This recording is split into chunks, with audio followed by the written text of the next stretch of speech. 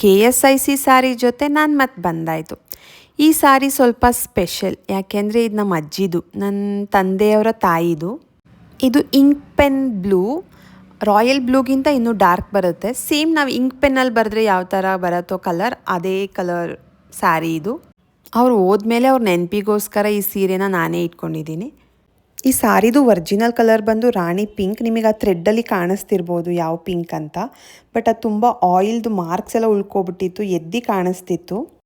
ಅದಕ್ಕೆ ನಾನು ಕಲರೇ ಚೇಂಜ್ ಮಾಡಿಸ್ಬಿಡೋಣ ಯಾವುದಾದ್ರೂ ಡಾರ್ಕ್ ಅಂತ ಅದನ್ನು ಅಲ್ಲೇ ಲೋಕಲಲ್ಲೇ ಹಾಕ್ಸಿದ್ದು. KSICನಲ್ಲಿ ಹಾಕ್ಸಿಲ್ಲ ಕಲರ್ನ. ಪಿಂಕ್ ಮೇಲೆ ಯಾವ ಕಲರ್ ಹಾಕಿಸ್ಬೋದು ಅಂತ ಅವ್ರು ಒಂದು 4-5 ಆಪ್ಷನ್ಸ್ ಕೊಡ್ತಾರೆ.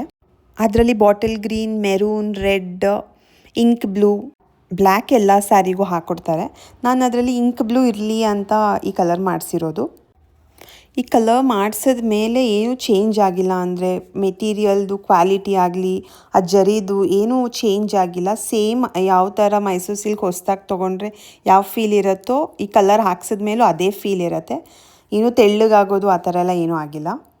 ಕಲರ್ ಹಾಕ್ಸಿದ್ರೆ ಸ್ಯಾರಿ ಹಾಳಾಗತ್ತೆ ಅಂತ ಹೇಳ್ತಾರೆ, ಬಟ್ ನನಗೇನು ಆ ಥರ ಚೇಂಜ್ ಅನಿಸಿಲ್ಲ. ಹೊಸ ಸ್ಯಾರಿ ಪಕ್ಕ ಇದನ್ನು ಇಟ್ಟರೆ ಇದು ಕಲರ್ ಮಾಡಿಸಿದ್ದೀನಿ ಅಂತ ಗೊತ್ತೇ ಆಗಲ್ಲ.